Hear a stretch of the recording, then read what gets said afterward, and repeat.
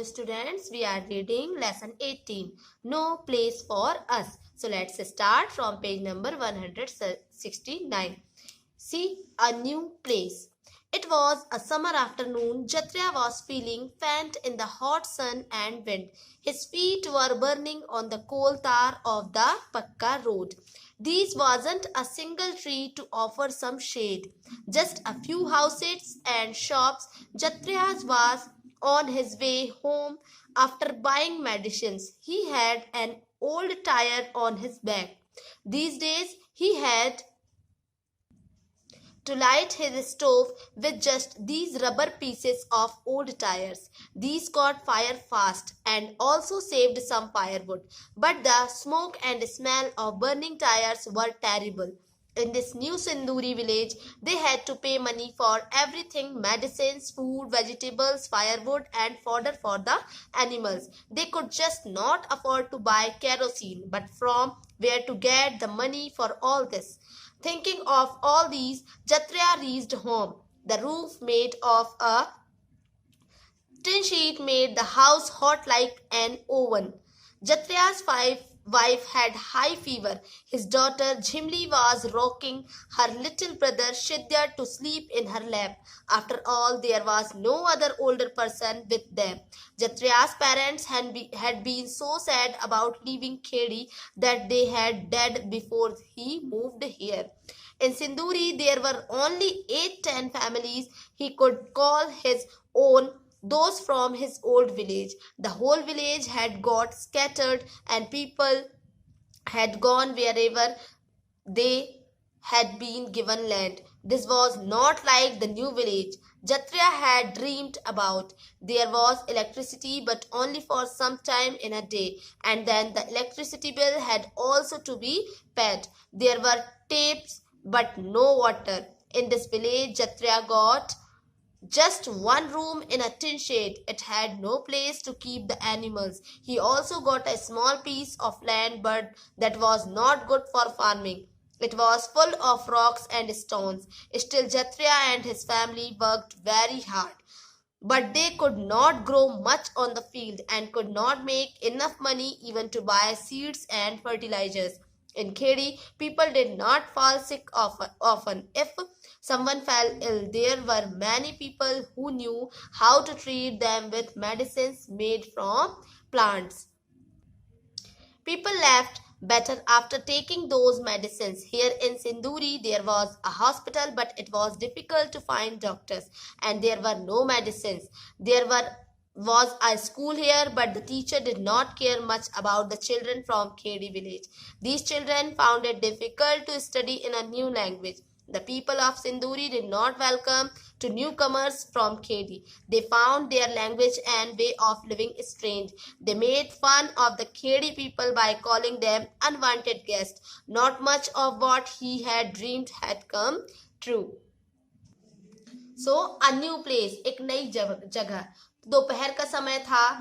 कड़ी धूप और हॉट एयर से जत्रिया बेजान था. डामर है ना, कोलतार जो होता है, उससे बने रास्ते जलते तवे जैसा गर्म था. रोड हो जाती है ना गर्म. आसपास कोई शेडेड ट्री मतलब छायादार पेड़ भी नहीं था. सिर्फ कुछ मकान और दुकानें थी. दवाइयां खरीदकर, मेडिसिन खरीदकर जत्रिया घर की ओर चल पड़ा. उसकी बैक है ना, पीठ पर एक पुराना टायर था, जैसा कि आप पिक में देख सकते हैं यहाँ. ठीक है. आजकल घर का चूल्हा जलाने के लिए वह ऐसे टायरों के रबर के टुकड़ों को जलाता था. ये फायर जल्दी कैच कर लेते हैं और इसमें वुड का भी कम यूज होता है, पर इसके जलने से जो स्मेल और जो स्मोक है ना आता है, उससे सब परेशान थे.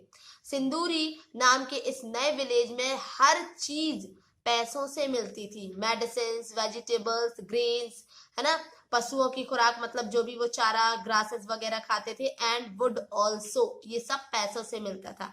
कैरोसिन तो उनकी पहुंच से बाहर था. कैरोसिन बहुत ज्यादा कॉस्टली था, है ना. कहाँ से लाते इतने पैसे? सोचते सोचते जत्रिया अपने घर तक पहुंच गया.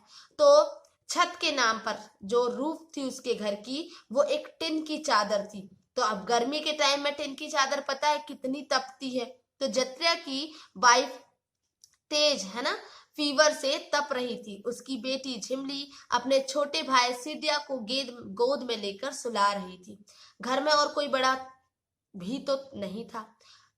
उसके फादर और मदर तो पहले ही खेड़ी विलेज छोड़ने के दुख में चल बसे थे, डेथ हो चुकी थी उनकी। तो इस न्यू प्लेस पर उनके विलेज के 8 और 10 फैमिलीज ही थी, है ना, जो उसके अपने थे। बाकी पूरा विलेज यहाँ वहां बिखर गया था। जिन्हें जहां जमीन दी गई वो वहीं बस गए। जैसा ड्रीम देखा था वैसा तो नहीं था ये न्यू विलेज।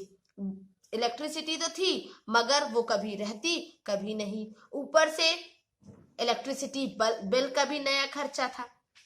टैप तो थे, नल थे, पर उनमें वाटर नहीं आता था। तो इस विलेज में जत्र्या को टीन की प्लेट से बना हुआ एक कमरे का घर मिला था।